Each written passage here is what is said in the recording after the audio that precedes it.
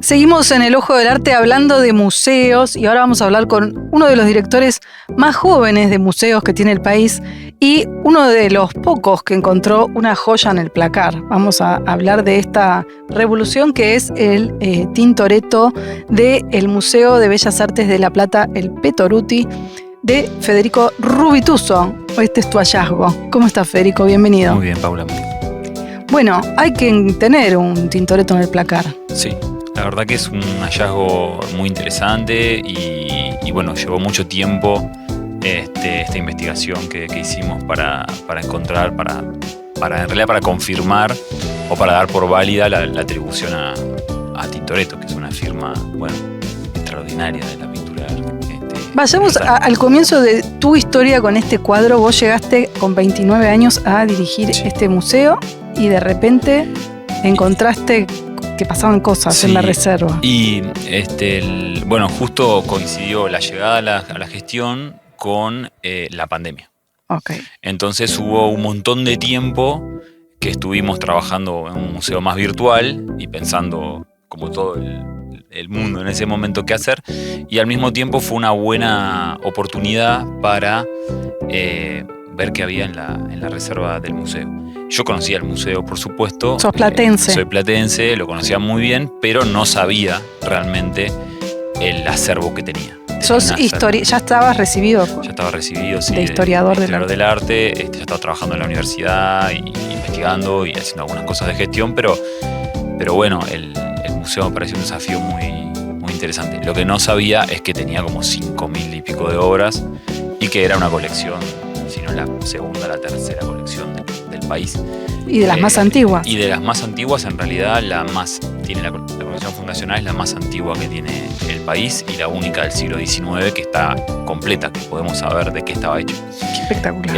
Así que estuvimos, bueno, relevando y viendo qué había en el museo, en un acervo y en una bodega que tiene muchísimo tiempo. Bueno, fue un momento así muy tremendo. De andar con el plumero y de golpe aparece un Goya. Aparece un Tintoretto supuesto. Sí. Contó una historia tremenda porque hay cartas y hay declaraciones de Petoruti, su primer director del museo, diciendo esta porquería no la vamos a mostrar nunca. A todo el mundo le encantó ese detalle. Me encanta. Y es interesante. No fue el primer director, la primera directora fue Ernestina Rivadamar, una mujer extraordinaria. Mirá vos. Muy interesante. La primera directora del museo tiene que ser. Sí, exactamente. Y fue, bueno, cineasta, una pionera cineasta de Argentina. También organizó el primer congreso feminista argentino y un montón de cosas muy interesantes. Repitamos su nombre. Ernestina Rivadamar, platense también. Hay que investigarla. Pintora y gestora muy interesante. ¿Hay obra de ella en el museo? Hay obra de ella en el museo y hay varias investigaciones. Hay que hacer una muestra. Sí, Ernestina, sí, alucinante. Bueno, quedó todos los directores quedaron un poco eclipsados por la figura de Petoruti. Petoruti que le bajó el pulgar a Tintoretto y después no dejó que lo vuelvan a subir. No, igual sí es cierto, no deja de ser sintomático también. El ojo de Petoruti estaba pensando en la vanguardia, claro, en París. ¿A quién le importa Tintoretto cuando sos Petoruti? Exactamente. Y al mismo tiempo estaba imaginando un tipo de museo para que esos cuadros eran como la pinacoteca del pasado, súper estática, súper suntuosa, no le interesaba esas obras en realidad. Y además las comparaba con las mejores obras de Tintoretto, cosas que no hay que hacer. Claro. Porque nunca van a ser comparables a las que aparecen en los libros en todo el mundo. Claro. O están en los museos. Es muy interesante también la historia que ustedes rastrearon para hacer esta atribución. Hubo todo un trabajo científico del que nos vas a hablar, pero también hicieron la reconstrucción histórica de cómo llega Tintoretto a La Plata. Sí. Y hay una mujer fabulosa también que quiero que arranquemos desde que era una niña irlandesa en una estación de tren, la señorita Sarah Wilkinson. La señorita Sarah Wilkinson, sí, que era hija de un peón de ferrocarril. Yo espero que haya sido pelirroja, no sé por qué. Y mira, hay un retrato de Zuloaga de Sarah Wilkinson más grande que creo que está en el Museo Nacional. Así que, y hay un montón de fotos porque fue una especie de celebridad en su momento. Era una mujer muy interesante. Y era la hija de un peón de ferrocarril, del ferrocarril de Tandil, que se enamoró de Diego José, no me acuerdo ahora el nombre, Santamarina, el hijo de Antonio. de Antonio Santamarina, que era el dueño de la provincia de Buenos Aires, o sea, de casi toda la provincia de Buenos Aires. Casi toda, la tenía loteada. Ahora el Santa Marina es un club de fútbol de Tandil muy importante, o sea, es un apellido tremendo. Sería muy hermosa. Sería muy interesante, Sara, sí, seguramente, y se enamora el hijo de Antonio de ella. Y bueno, no se aprueba ese matrimonio, no era muy conveniente para nadie. Entonces se escapan a París, o así lo relata ella, ¿no? Las crónicas. Lo que importa, porque después, bueno. Se escapan a París, en París se compran un chalecito así espectacular y se pasan algún tiempo comprando obras, colecciones y viviendo la vida de París de los años 20. Claro. O sea, la vida del París así. París era una fiesta. Era una fiesta. Salían todas las revistas de París, iban los coleccionistas. Era un museo, el chalet lo abrían y tenía todas las cuestiones. Compra obra contemporánea también. Bueno, muy lleva los gustos, Sara, me encanta. En un momento, tiene Diego un problema. Tiene un problema, muere de cólera, la enfermedad del momento. Terrible. Algo malo le tenía que pasar en la vida. Sí, y bueno, y Sara queda sola con toda su fortuna y Qué pena. Chalet, una pena. Entonces se vuelve a casar, ¿no? Con Marcengo. No hay mal que dure 100 años. Tal cual. Entonces se vuelve a casar con Marcengo, que era un diplomático italo-argentino, así muy interesante, y se vuelven en barco a Argentina. Ahí arman el Sanssouci, el Hotel Sanssouci que está. Pero no te olvides que cuando estaban volviendo en auto, vos me contaste en un barco. Y el barco choca. Es el Capitán Ancona, que es muy famoso porque, en base a esos desperfectos que tuvo el barco, después se hizo el Titanic, que también falló. Pero ellos no se murieron en el Ancona. No se murieron en el naufragio del barco que quedó ahí encallado. Victorio Campo también viajó en ese barco. Era un barco muy famoso. Wow. Porque era un barco así, tipo el Titanic. Estaba de moda tomarse el Ancona y irse de Buenos Aires a Europa. Exactamente. Estaba de moda hacer eso para gente que podía hacerlo. Y bueno, entonces llegó el barco de carga con gran parte de la colección, no toda, bastante mermada por las ventas que habían hecho antes de irse, al puerto de Buenos Aires. Y mientras no llegaba Sara y Marcengo, la colección se dividió en dos, sustancialmente. Una parte fue al Museo Nacional de Bellas Artes. Que tiene su sala con su nombre. Sí. Y todo. Y son obras dadas por buenas del Renacimiento, son muy importantes. Y la otra parte, que eran retratos, fue al Museo Provincial de Bellas Artes. Después Sara llegó y vivió 30 años más y siguió comprando cosas y colecciones y demás. Y recién en los años 60 se hizo un remate cuando murió de sus bienes, que lo prologó Mujica Lainez, y fue una cosa como muy importante. Pero bueno, en el 32 llegan esas obras y van para La Plata. Ella los dona, ni bien llega, dona el Tintoretto. Sí. Podía hacer esas cosas, ¿no? Sí, la que puede. Exactamente. Así que dona los cuadros y llegan el 32 a La Plata. Está Petoruti, de director del Museo Provincial.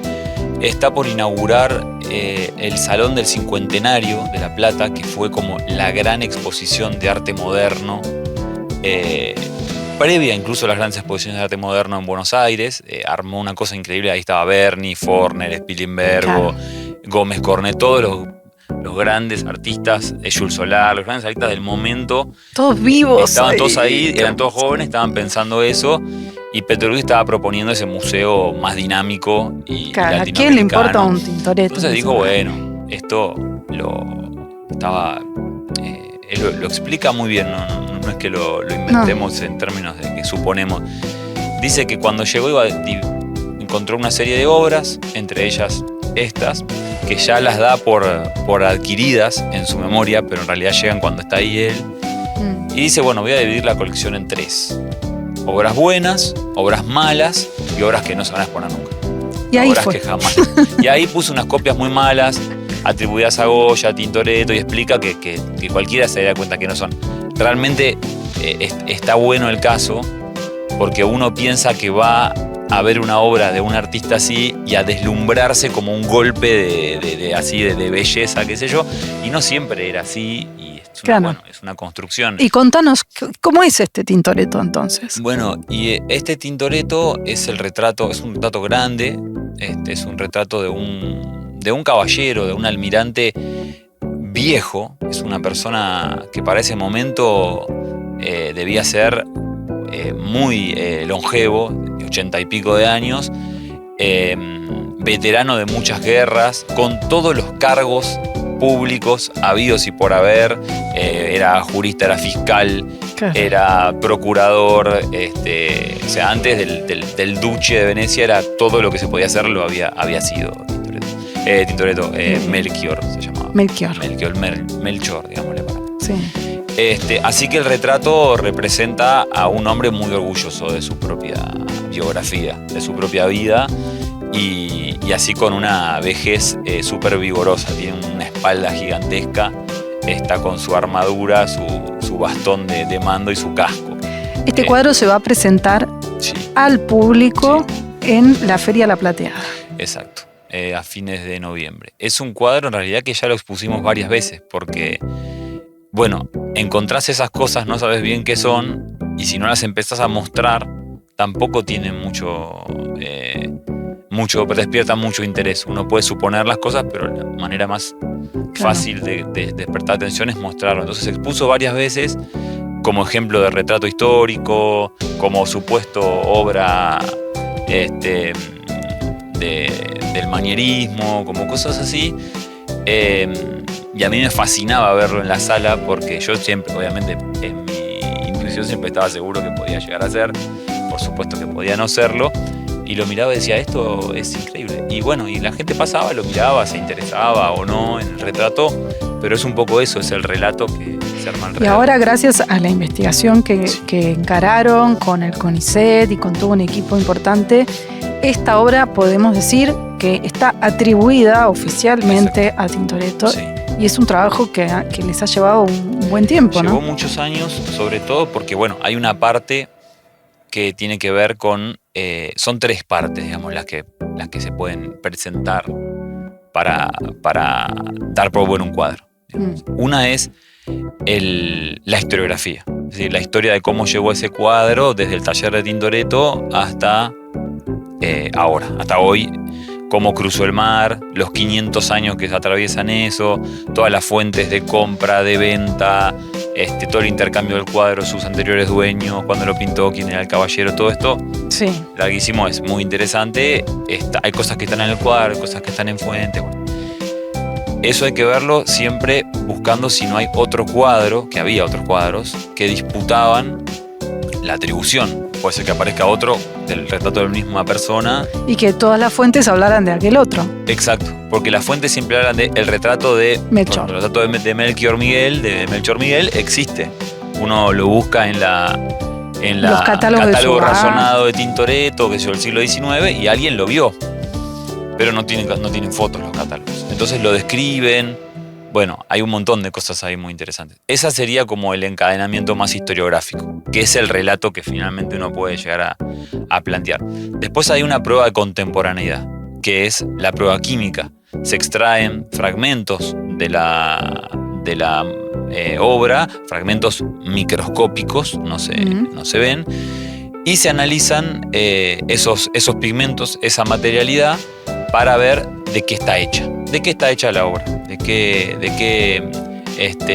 material vegetal? ¿De qué material? ¿De qué polvo? ¿De cómo está mezclada? Bueno, todo eso tiene su sedimentación. Y eso se compara con otros análisis hechos a cuadros de Tintoretto que sabemos que son oficiales, son válidos. Entonces se compara todo eso y se puede determinar la contemporaneidad. Este cuadro es contemporáneo en materialidad a el siglo XVI. O sea, tiene 400 años. Claro, tiene 400 años. Bueno, eso te da la prueba de contemporaneidad, pero tampoco te está afirmando que el cuadro Lo está hizo pintado por Tintoretto. sí. Pintado el tío, el primo o el aprendiz. Si esas dos pruebas coinciden, la historiografía coincide, hay un cuadro con estas características pintado, entonces ya tenés bastante territorio conquistado. Y finalmente, lo último es analizar, generalmente con una prueba, una radiografía, de alguna manera, de la obra, analizar no solo la materialidad, sino la aplicación, cómo estuvo aplicada esa pintura en comparación con otras, que es la prueba más discutida, es la más parecida, o sea, porque es una interpretación de cómo se impregnó esa imagen. Eso es interesantísimo, porque hay dudas, en la radiografía vos ves dudas, correcciones, pinturas que están atrás, ves capaz facturas distintas.